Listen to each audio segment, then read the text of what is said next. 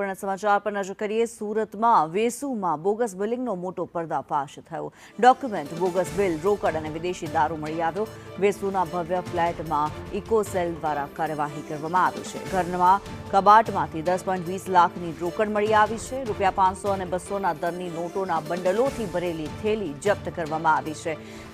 अलग अलग नामे बनावेला गैरकायदे हिसाब मळ्या छे। जीएसटीना फेक बिलिंग बनाववाना पुरावा मळ्या छे। त्यारे 39,385 नो विदेशी दारूनो जथ्थो पण झड़पायो छे। मनीष जोड़ायेला छे વધુ વિગતો સાથે। જી મનીષ। જી બિલકુલ, વાત કરીએ તો સુરતમાં ઇકોસેલે જીએસટી ચોરીના કૌભાંડમાં આરોપીની ધરપકડ કરી હતી અને ત્યારબાદ તપાસ હાથ ધરવામાં આવી હતી। ત્યારે તપાસમાં ચોંકાવનારો ખુલાસો થયો છે કે આરોપીના ઘરમાંથી મોંઘી દાંત જે દારૂની બાટલીઓ, વિસ્કીની બાટલીઓ મળી આવી છે। જ્યારે પૂછપરછ કરતા તેમની પાસેથી કોઈ પણ પરમિશન નહીં હતી। ત્યારે જીએસટીનું મસ્ત મોટું કૌભાંડ તો ઝડપાયું છે, સાથે જ દારૂની જે બાટલીઓ છે તે બી ઝડપી પાડવામાં આવી છે। ત્યારે વધુ એક ગુનો દાખલ કરવામાં આવ્યો છે અને આ દારૂ ક્યાંથી લાવ્યો હતો, કોને આપતો હતો, શા માટે લાવવામાં આવતો હતો, તમામ રીતે તપાસ કરવામાં આવી રહી છે। જી ધન્યવાદ મનીષ આ માહિતી માટે।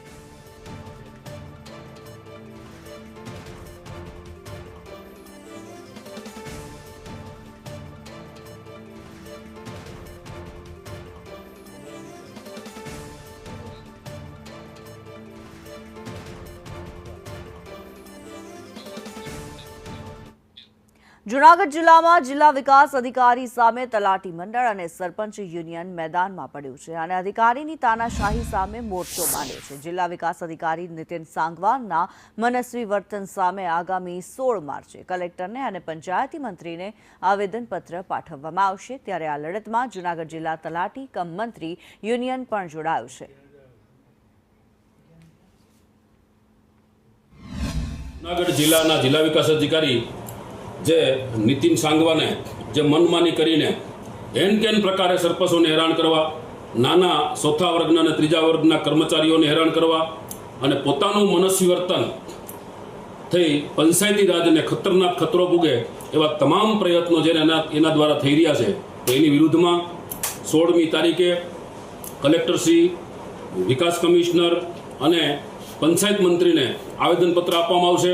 જિલ્લા વિકાસ અધિકારી પોતાના મનસ્વી વર્તન અને ખોટા કાયદાના અર્થઘટન કરીને ગામડાના વિકાસ નોંધે છે અને ત્રિસ્તરે જે પંચાયતી રાજ છે, પંચાયતી રાજ પાડી ભાંગવાના એનો કેવો મનસૂબો હોય એવું દેખાય, પહેલી નજરે દેખાઈ આવે છે કે જે ગ્રામ પંચાયતના જે સરપંચોને જે સત્તા છે, મંત્રીઓને સત્તા છે, એ સત્તાઓ ઝૂંટવી લેવાના એના ખાતે જેને હિસાબે ગામડા ભાંગી રહ્યા છે। છેલ્લા 2 વર્ષથી વિકાસ નથી થયો અને ટીડીઓ છે, એસઓ છે, જે ગામડાઓમાં જે તાલુકા લેવલે હોય છે, અધિકારીઓ હોય છે, એના પર પણ પૂરો વિશ્વાસ નથી હોતો અને કામ